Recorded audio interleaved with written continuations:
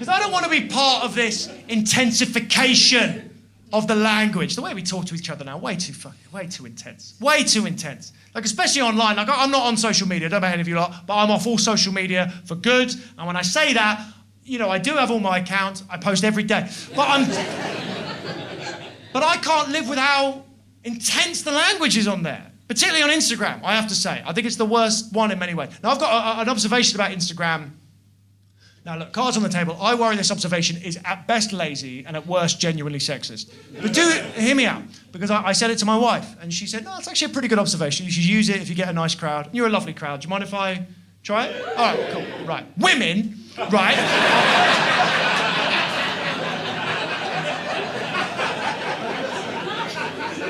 Hear me out. I just think the way that women interact with each other on Instagram is way too intense and needs to be dialed back immediately and permanently, you know? Like, if I post a photo on Instagram, I'll get a couple of comments. You know, my friends might write something stupid, what time's the dog parade? It does really hurt.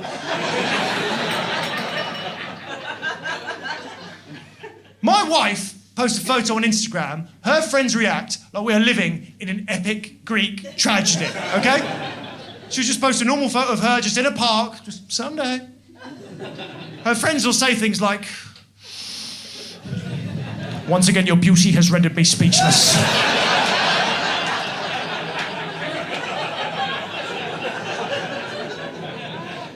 I will place a dagger in my heart if you do not tell me where you got thine dungarees.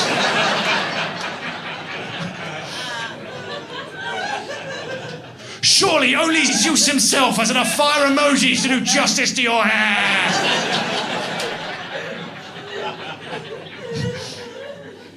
Bit of fun.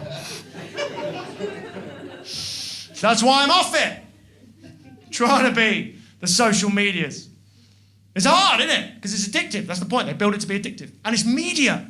We forget about that bit. It's still media. So it's like a news source. Twitter is a news source. And it's addictive. I mean, the old media, the mainstream media, some people call it the lamestream media. It's pretty funny. You give them that.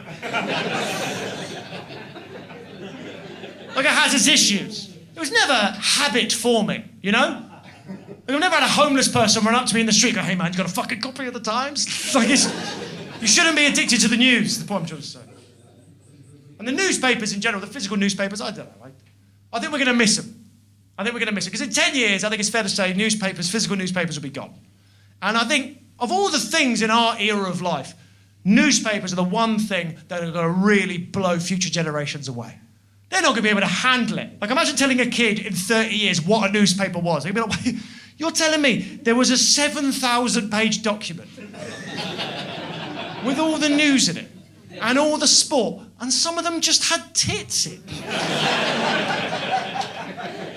I go, yeah, that's what we had before the internet. We had this sort of big Argos catalogue full of news and sport, and yes, topless women, but also money advice, war photos, Garfield comics. It was a very complicated time.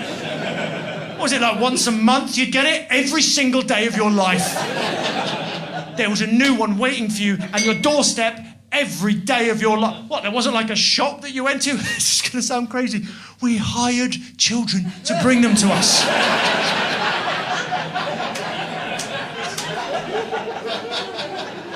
I don't know how any of it was legal, to be honest.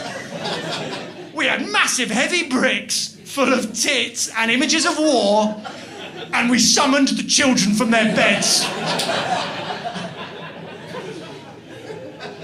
Future generations are going to view paperboys the way that we view chimney sweeps. Let that one knock around in there for a bit. But even then, you know, I say that, you know, newspapers, everyone thinks newspapers were perfect, maybe. Newspapers weren't perfect. Of course they weren't. They still lied. They still had agendas. They were owned by people who tried to tell us things. That's why I always loved the BBC. I always loved the BBC. The good old British broadcasting... Because the BBC, right? The BBC was impartial. That was the point. Showed both sides of the story. These days, I don't know about you, I think the BBC's a bit too impartial. I think they're spooked. I think they're showing two sides of stories, but there are no two sides. I mean, there's still a right and a wrong in this world. You agree with that? There's still a right and a wrong? Yeah, of course. Like, I met a woman in Portsmouth recently. She ate sandwiches with a spoon. That's wrong.